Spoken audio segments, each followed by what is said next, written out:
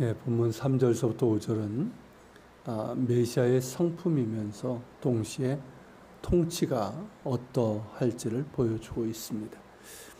이 예언을 보면 메시아의 성품이 곧 그의 통치의 성격을 결정한다고 할 수가 있습니다.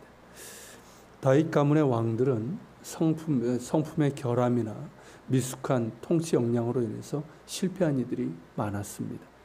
좋은 평가를 받고 성공적인 통치자로 존경받는 왕들 역시 성품적인 결함이 있었고 또 통치에 있어서도 실수가 있었습니다. 다윗 언약의 장본인이자 하나님의 마음에 합한 사람이라 했던 다윗조차도 성품적인 결함과 통치에 있어 실수가 있었습니다. 하지만 메시아 왕에게는 성품과 통치가 완벽한 조화를 이루게 됩니다. 그 모습을 우리는 예수님에게서 볼 수 있습니다. 그러므로 본문은 메시아이신 예수님의 성품과 통치에 관한 예언이라 할 수 있습니다. 3절을 보면 메시아는 여호와를 경외함으로 즐거움을 삼을 것이라 라고 했습니다. 성부 하나님을 경외함이 메시아의 즐거움이라는 말씀인데 요한복음 4장 34절에 보면 예수님의 말씀이 나옵니다. 예수께서 이르시되 나의 양식은 나를 보내신 이의 뜻을 행하며 그의 일을 온전히 이루는 이것이니라. 나를 보내신 이 곧 성부 하나님의 뜻을 행하며 그의 일을 온전히 이루는 이것이 예수님의 양식이라는 것입니다. 빌립보서 2장의 그리스도의 찬미에서도 알 수 있듯이 예수님께서는 하나님의 본체심에도 하나님과 동등됨을 취할 것으로 여기지 아니하시고 오히려 자기를 비워 종의 형체를 가지고 사람들과 같이 되셨습니다. 창조주이신 분께서 피조물인 사람이 되어 오셨고 가장 높으신 분께서 자기를 낮추시고 죄 없으신 하나님의 아들께서 죄인들을 위해 십자가에 달려 죽으시기까지 하나님의 뜻에 복종하셨습니다. 예수님께서 말씀하신 것처럼 성부 하나님의 뜻을 행하여 그의 일을 온전히 이루시는 것이 주님의 양식이었고 오늘 본문 말씀처럼 성부 하나님을 경외함이 주님의 즐거움이었습니다. 우리가 예수님을 나의 구주로 영접하여 믿고 주님을 닮아간다고 했을 때 가장 우선적인 것은 하나님을 경외하며 사랑하는 가운데 그 뜻에 순종하기를 즐거워하는 이것일 것입니다. 그렇다면 나는 얼마나 그 즐거움을 누리고 있는가 돌아보게 됩니다. 내 마음과 뜻과 힘을 다해 하나님을 사랑하며 하나님을 경외하고 순종하는 것을 과연 나는 즐거움으로 삼고 있는가 하는 것이죠. 하나님께서 우리에게 원하시는 것은 어떤 대단한 희생이나 헌신이 아닙니다. 우리의 마음입니다. 당신의 모든 것을 내어주신 하나님께서 우리에게 원하시는 것은 우리 역시 우리의 마음을 다해 하나님을 사랑하는 것 이것입니다. 짜투리 마음이 아니라 마음의 중심으로 사랑하고 온 마음으로 하나님을 사랑하는 이 마음 이것을 원하십니다.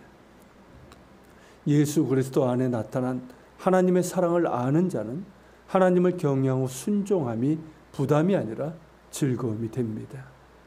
이토록 나를 사랑하시는 주님을 사랑하게 되고 그 사랑이 깊어지고 견고해지고 성숙해질수록 하나님을 경외하고 순종함이 큰 즐거움이 되고 행복이 되어 예수님의 말씀처럼 양식이 되는 기쁨을 얻게 됩니다.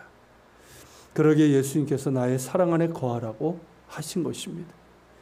예수님의 사랑 안에 거할수록 우리는 하나님의 크신 사랑을 알게 되고 그 사랑으로 인해 우리도 주님을 사랑하고 형제자매를 사랑하는 자들이 될 수 있기 때문입니다.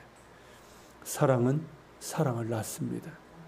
이 세상 가장 큰 사랑으로 우리에게 오신 예수님의 사랑 안에 거할 때 사랑을 알지 못했고 이기적이고 병든 집착과 욕심을 사랑이라 착각한 우리가 비로소 사랑을 알게 되고 내 마음을 다해 하나님을 사랑하게 되고 그 사랑으로 인해 형제 자매도 사랑하게 됩니다.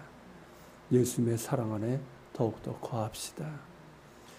이어서 보면 그의 눈에 보이는 대로 심판하지 아니하며 그의 귀에 들리는 대로 판단하지 아니할 것입니다.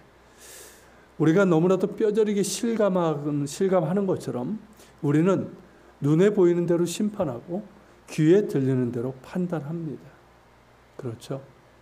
예수 믿은 지 참 오래되고 그렇게 하면 안 된다는 것을 알면서도 여전히 그러하고 이것을 고치는 것이 참 쉽지가 않습니다.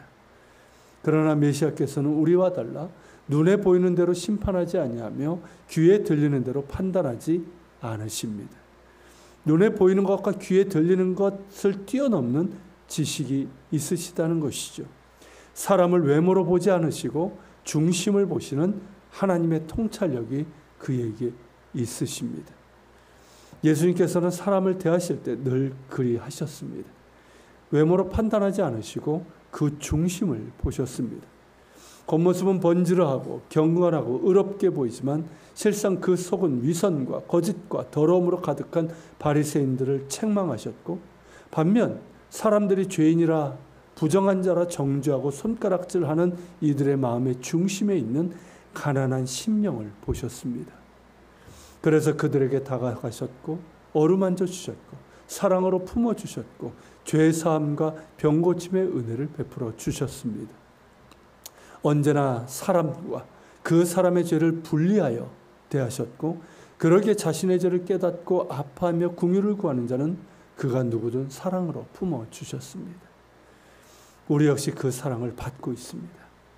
우리의 있는 모습 그대로를 받아주셨고, 눈에 보이는 내 모습, 나의 죄와 허물에 따라 심판하지 않으셨습니다. 언제나 긍휼을 베푸시고 기다려주셨고, 내 안에 주님의 긍휼을 구하는 그 마음을 기뻐하시며 사랑과 은혜로 품어주시고 이끌어 주십니다. 이러한 사랑을 어디에서 찾을 수 있을까요? 오직 예수님밖에 없습니다.